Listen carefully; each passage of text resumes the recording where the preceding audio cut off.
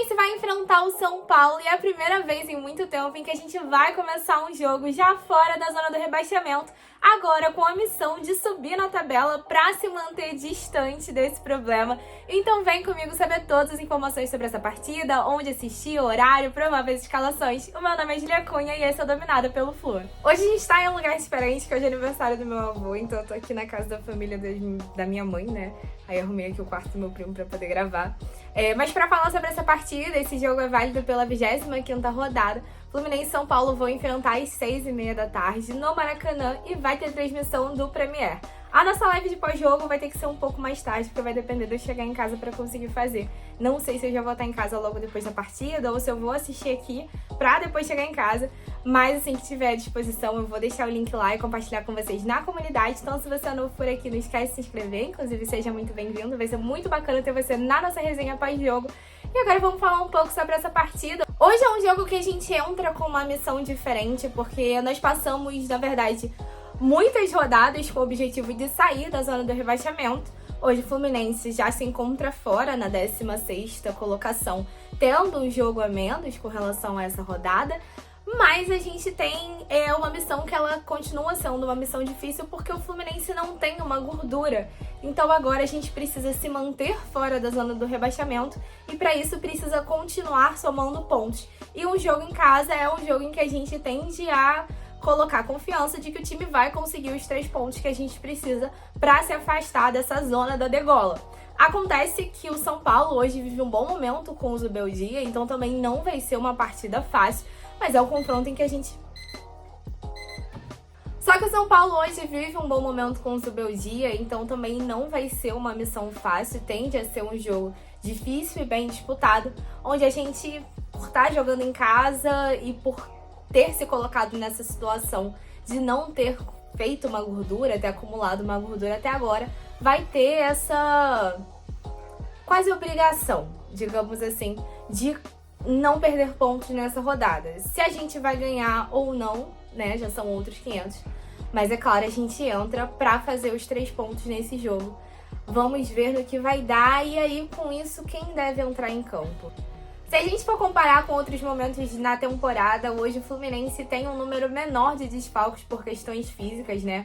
Hoje estão fora Ignácio e Douglas Costa, além do Lelê, que perdeu a temporada. Mas a gente tem aí o retorno do Marcelo para essa partida. O Marcelo voltou a treinar essa semana junto com o grupo e tudo indica que ele será relacionado para esse jogo.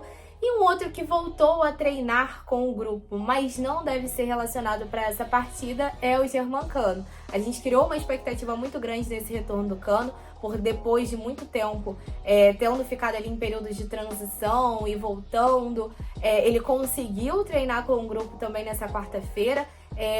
Tá fazendo parte dos treinos, mas segundo a informação do Caio Blog do Trivela, ele não tem condições físicas.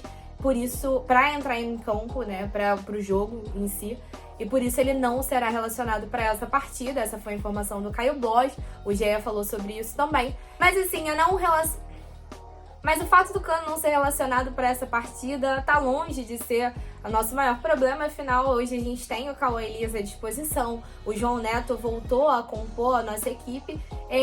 O maior problema tá no meio-campo. O Fluminense perdeu o André agora, indo pro Wolverhampton, inclusive já fez sua estreia lá, entrando em alguns minutos ali nos minutos finais do segundo tempo. Só que perdemos o Alexander também e o Martinelli está suspenso para esse jogo. A gente até trouxe o Vitor Hugo, que já foi anunciado oficialmente, mas a gente não sabe bem quais são os planos do Mano Menezes para o jogador, né? A tendência é que a gente conte com quem já estava aqui, que nesse caso seria o Nonato,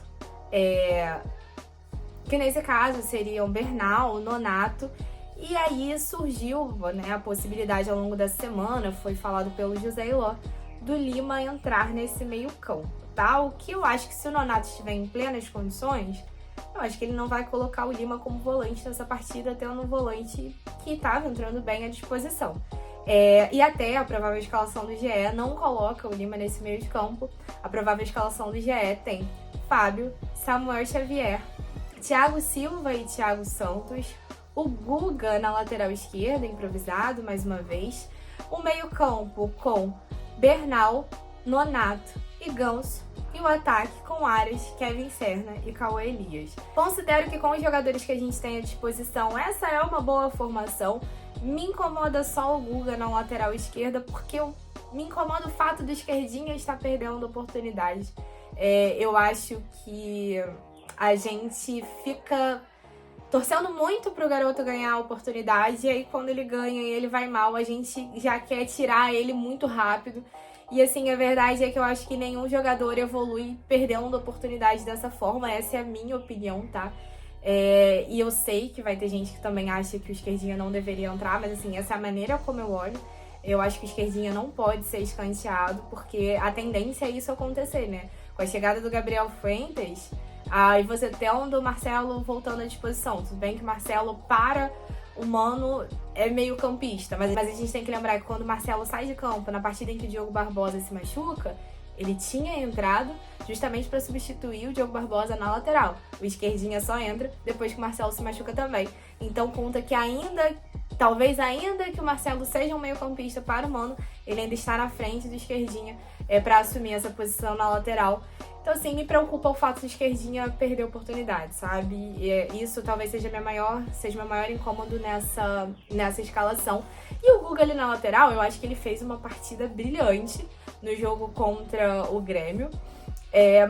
Acho que o fato do Kevin Serna estar ali ajuda ele pra caramba, mas assim, eu acho ele um pouco 880. Ou ele vai muito bem ou ele vai muito mal. Então, assim, tendo um garoto ali da posição que já entrou, mostrou responsabilidade e tudo mais, e teve ali alguns erros, talvez por ter sentido a pressão, eu acho que ainda assim precisa ganhar a oportunidade. Se não entre no primeiro tempo, que entre no segundo, pelo menos, né? Pelo menos eu olho assim. Mas então vamos falar um pouquinho do São Paulo também. Pra gente falar do nosso adversário, segundo as informações do GE, o São Paulo tem até uma lista grande de jogadores que estão fora, isso por conta de cirurgia que passaram, outros por lesão. É uma lista ali considerável, porém eu não tenho certeza ali de quais são os titulares do Zubeldia. Mas a informação que o GE passa é que o Zubeldia utilizou muitos reservas nesses últimos jogos, acredita que ele vai entrar hoje com o que ele tiver de melhor à disposição. Inclusive, ele volta a ter à disposição dois jogadores que estavam suspensos, que eram o Luciano e o Rodrigo Nestor. E aí, com isso, a provável escalação para a partida de hoje tem Rafael no gol, Rafinha, Arboleda, Alan Franco e Wellington, Luiz Gustavo e Bobadilha, Tom Rato, Luciano, Lucas e Calério. Então essa é a provável escalação do GE. Até muita gente estava torcendo para o Galo vencer a primeira partida da Copa do Brasil contra o São Paulo, justamente para o São Paulo se preocupar mais com o jogo da Copa do Brasil e vir com reservas para essa partida contra o Fluminense. Mas a verdade é que a gente tem que lembrar que agora a gente tem uma data FIFA, né? Então, a gente vai ter aí uma semana, de certa forma, de descanso. O São Paulo vai ter essa semana de descanso antes do segundo confronto da Copa do Brasil. Então, o fato de eles terem perdido em casa, na verdade, acaba não influenciando tanto assim nesse jogo, pelo menos acredito nisso. E o Zubeldia, desde que ele chega no São Paulo também, pelo que eu já escutei dele, o pessoal fala que ele é um cara que consegue rodar bem o time. Então, não necessariamente, por exemplo, você ter um São Paulo com mais reservas em campo, quer dizer que esse jogo vai ser fácil, né? Mas, enfim, esse é o desenho do São Paulo para essa partida. Então esse foi mais um vídeo de pré-jogo, um pré-jogo curtinho aqui, porque não tá tão simples assim gravar por aqui. Mas enfim, espero que vocês tenham curtido as informações e espero encontrar vocês no nosso bate-papo, na nossa live de pós-jogo mais tarde.